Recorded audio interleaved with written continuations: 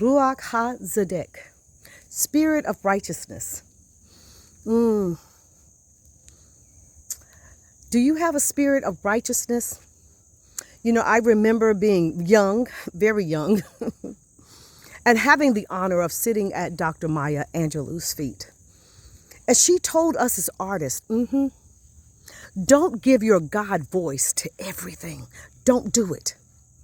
And those times that you feel like, yeah, you have to retreat. I have felt like that this entire week because I've had severe back pain, muscle spasms from all of the work that I've had to do with the food pantry, the restoration of where we collectively join each other to worship and to discuss sacred text.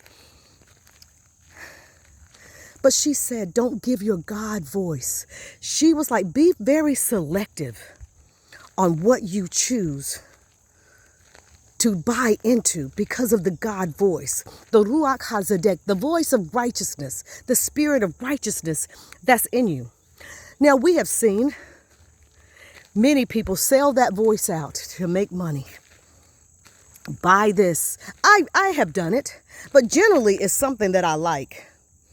I haven't made a penny from anything, nothing. And sometimes I will come on and tell you something that I like. I don't even put anything in there, but those who do that I know, they are genuine in their support of the product.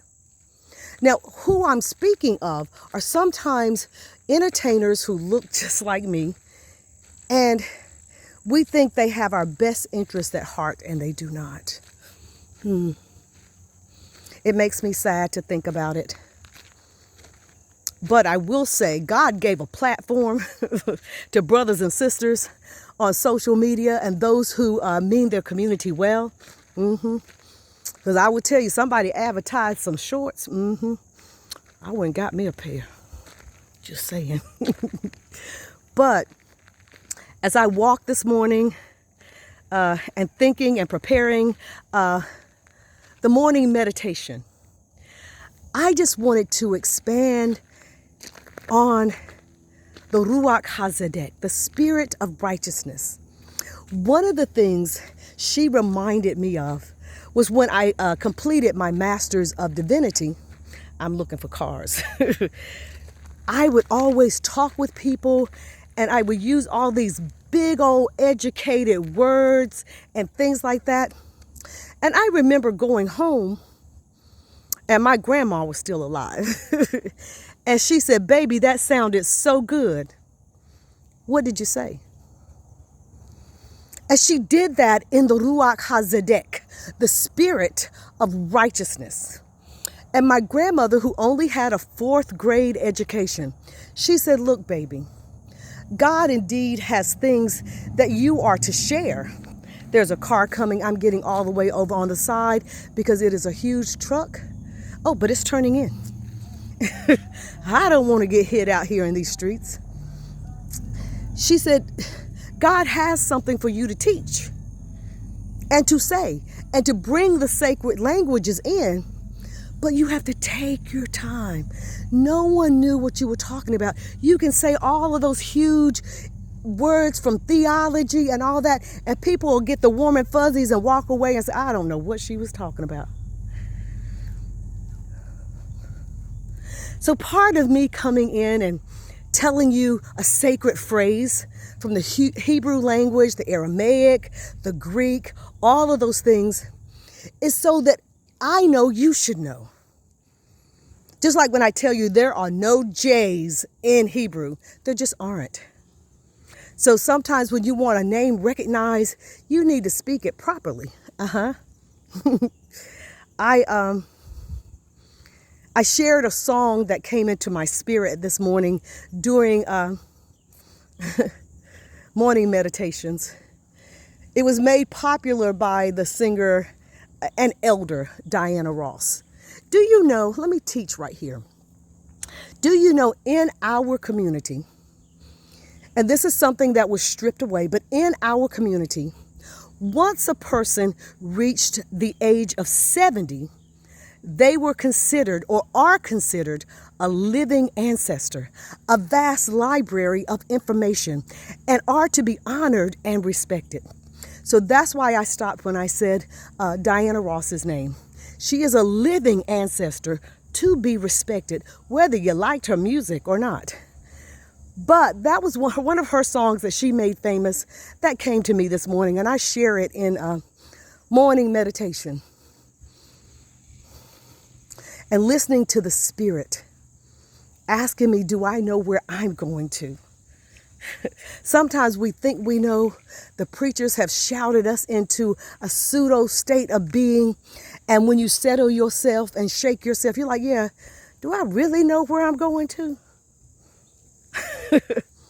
Because the thing is, you have access now.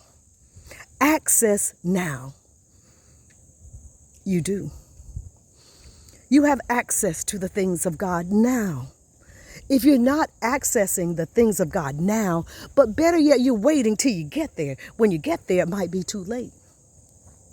What are you doing now? Are you speaking truth and love? Are you taking time to hear what people have to say? It is a humbling thing for me when people come and say, Pastor, here's my truth. Here's my pain because of it. Here is my disappointment because of it. And I have to hold it close. Be that confidant. And sometimes when I first started, I felt like people were testing me to see if I would hold that truth. Because so many in religious, sects and stuff like that, they go and they give their truth, and that is not a safe place for it. I felt tested.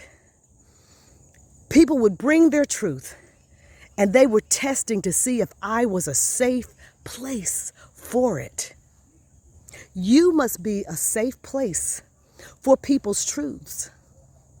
It's not easy, because many times you will stand in the face of others who will begin to say things, and you want to say, wait a minute, no, that's not it. And you have to hold your peace.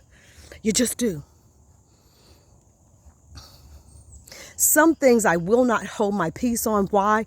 Because the spirit of righteousness, she compels me and requires me to speak. I know why I'm here. I know why God sent me here.